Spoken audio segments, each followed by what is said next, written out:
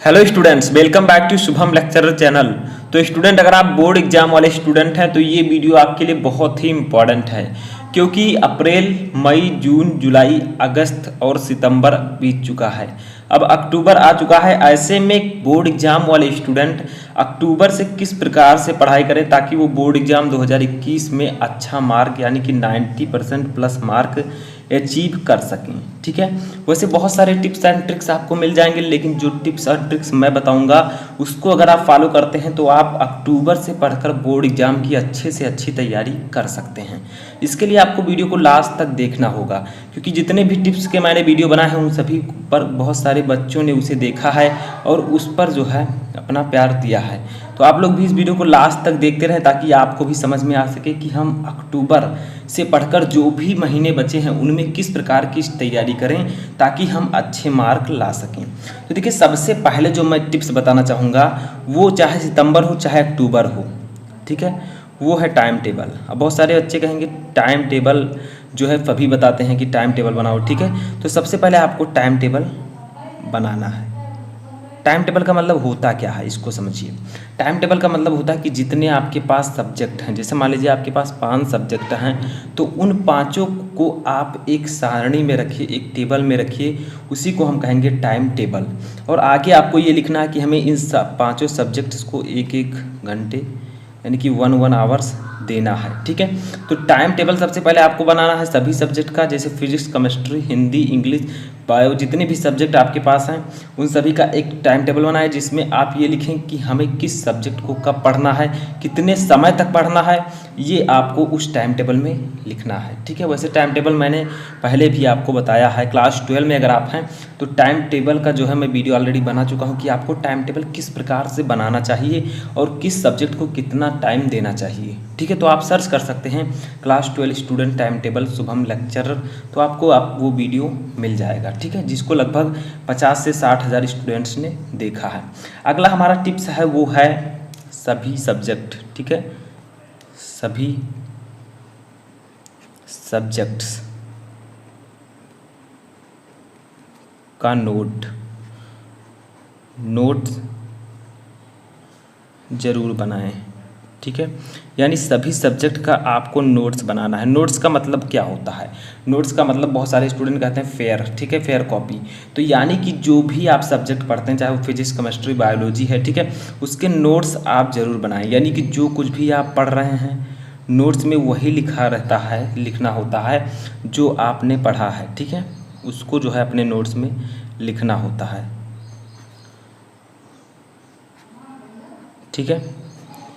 तो जो है आप नोट्स ज़रूर बनाएं। नोट्स का मतलब जो आप मान लीजिए आप पहला चैप्टर पढ़ रहे हैं फिजिक्स का, ठीक है, वैद्युत आवेश तथा क्षेत्र, तो उसके सभी टॉपिक को, सभी न्यूमेरिकल को एक जो है इस प्रकार की कॉपी में लिखें, ठीक है, चाहे जिस प्रकार की कॉपी हो, और उसको जो है पूरे जो है चैप्टर को स्टेप बाय स्टेप लिखें, कोई भी टॉपिक ना छोड़ें, और उसको जो है नोट्स की तरह उसी को हम कहते हैं नोट, ठीक है। जैसे आप सभी सब्जेक्ट के सभी लेसन को लिखते हैं तो वो नोट होगा, ठीक है। अब आपको क्या करना है, नोट्स बनाना है। जैसे आपने मान लीजिए फर्स्ट चैप्टर पढ़ा तो उसके सभी टॉपिक को आपको लिखना है आंसर के साथ, और उसे जो है टाइम टू टाइम पढ़ना है, उसी को हम लोग कहेंगे नोट्स, ठीक है। तो सेकंड जो टिप्स है वो है आपको कि नोट्स ज़रूर बनाएं। ये मैं आपको पहले भी बताया है, जो टिप्स मैंने पहले दिए हैं उसमें मैंने नोट्स को बताया है, क्योंकि जो है अक्टूबर चल रहा है, ऐसे में आप लोगों को नोट अब तक ज़रूर बना लेना चाहिए। बहुत सारे स्टूडेंट होंगे जो बिना नोट के पढ़ रहे होंगे, लेकिन जब आप नोट बना लेंगे तो आपकी पढ़ाई और भी अच्छी हो जाएगी। आप एक बार नोट बनाकर देखिए, ठीक है। इसके बाद में हमें क्या कहना है, अगला टिप्स है कि सभी सब्जेक्ट्स को बराबर टाइम दें, ठीक है, बराबर टाइम या समय, ठीक है, दें। सभी सब्जेक्ट को बराबर या इक्वल टाइम दें। मतलब मेरे कहने का मतलब है कि जो आपका फिजिक्स है, ठीक है, केमिस्ट्री है, आपका कोई भी सब्जेक्ट हो, उसके बाद में हिंदी में ले लेता हूँ, ठीक है, हिंदी। अब देखिए यहाँ पर होता क्या है, इसके मैकेनिज्म को समझिए, ठीक है। चाहे वो फिजिक्स हो, चाहे केमिस्ट्री हो, चाहे हिंदी हो, ठीक है, सब जो है आपका 100 मार्क का होता है। यानी कि इसको आप 100 नंबर लिख सकते हैं, ठीक है, 100 मार्क्स। अब प्रैक्टिकल हो या कुछ भी हो, जैसे 100 मार्क्स का ये होता है, ठीक है। अब आप सोचें कि फिजिक्स को मैं कम समय दूं, हिंदी को ज़्यादा समय दूं, या फिर इसको ज़्यादा दूं, इसको कम दूं, तो ऐसा आपको नहीं करना है। इन सभी को जो है इक्वल टाइम देना है, यही मैं कहना चाहता था, जो कि आपको अपने टाइम टेबल में लिखना है, जो मैंने अभी ऊपर आपको बताया है, ठीक है। तो चाहे वो कोई भी सब्जेक्ट हो, फिजिक्स हो, केमिस्ट्री हो, हिंदी हो, उन सभी को आपको इक्वल टाइम यानी कि बराबर समय देना है, ठीक है। कोई भी सब्जेक्ट जो है कमज़ोर नहीं होना चाहिए, और जो सब्जेक्ट आपका बहुत ज़्यादा वीक है उसको आप एक्स्ट्रा टाइम दे सकते हैं, ठीक है। वो मैं नहीं कहूँगा कि आप टाइम ना दें, उसको आप एक्स्ट्रा टाइम भी दे सकते हैं।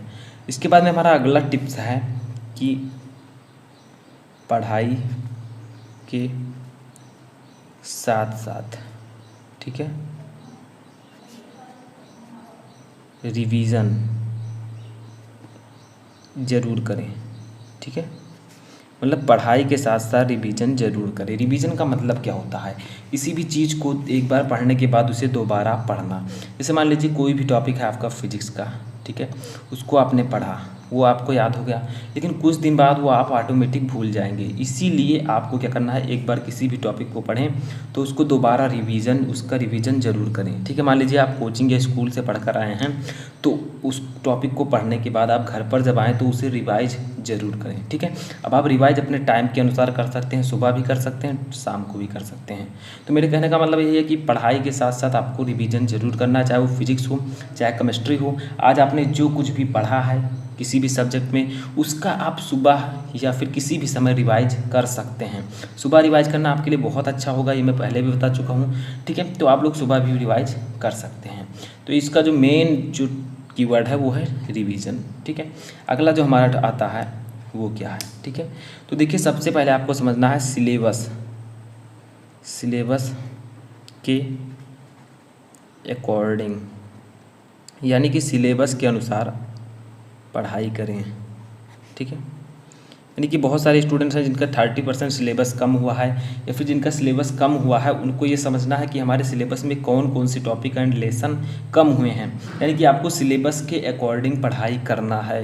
जो भी लेसन कट गए हैं या टॉपिक कट गए हैं उनको आपको नहीं पढ़ना है। उनको अगर आप पढ़ेंगे तो आपका जो है टाइम वेस्ट होगा और कोई भी फ़ायदा नहीं होगा। यानी कि सिलेबस में जो कुछ भी दिया गया है, सिलेबस जितना भी हटा है, उनको आपको नहीं पढ़ना है। जो कुछ आपका है उसको पढ़ना है, ठीक है। जो आपका सिलेबस हटा दिया गया 30%, उनको आपको नहीं पढ़ना है। यानी कि सिलेबस के अकॉर्डिंग आपको पढ़ाई करनी है, ठीक है। पहले आप समझ लें सिलेबस को अच्छे से कि सिलेबस में कौन कौन से टॉपिक हटाए गए हैं, कौन कौन से लेसन हटाए गए हैं। अगर आप सिलेबस को जानना चाहते हैं और क्लास 12 में हैं तो physics, chemistry, Hindi and English, इन चारों का जो है सिलेबस मैं ऑलरेडी बता चुका हूँ।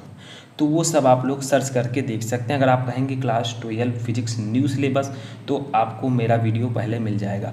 किसी भी ऐसे सब्जेक्ट का अगर आपको सर्च करना है तो आपको यही बोलना है कि क्लास 12 इंग्लिश न्यू सिलेबस, आपको मिल जाएगा, ठीक है। अगला जो है टिप्स और लास्ट टिप्स है कि अपने नोट्स, ठीक है, को समय समय पर यानी कि टाइम टू टाइम जो है लर्न करें, ठीक है। लर्न का मतलब याद करें, ठीक है। जो भी उसमें याद करने वाले टॉपिक्स हैं, जैसे उसको आप लोग याद करें, थ्योरी जैसे हो गई उसको याद करें। तो ये थे आपके कुछ टॉपिक। जैसे मैंने आपको बताया कि आप नोट्स बनाएं, नोट्स में जो कुछ भी बनाया है उसको आप सुबह उठकर याद कर सकते हैं, शाम को भी, जैसा आपका टाइम जो अच्छा रहे, लेकिन मेरे हिसाब से जो है सुबह का टाइम अच्छा होगा। तो जो भी आपने नोट्स में लिखा है उसको आप समय समय पर लर्न करें, ठीक है। जो भी लर्न करने वाले टॉपिक हैं, रिवाइज करने वाले टॉपिक भी आप रिवाइज कर सकते हैं, ठीक है। तो ये थे आपके कुछ टिप्स जो कि मैंने आपको इस वीडियो में बताए, ठीक है। तो आई होप कि आपको ये टिप्स अच्छा लगा होगा और कुछ हेल्पफुल एंड कुछ यूजफुल ज़रूर लगा होगा। तो अगर वीडियो पसंद आए तो वीडियो को लाइक करें, चैनल पर नए चैनल को सब्सक्राइब कर दें। जो कुछ भी मैंने पढ़ाया उसका लिंक मैं डिस्क्रिप्शन में दे दूँगा, वहाँ से जाकर आप उन सभी टॉपिक को पढ़ सकते हैं।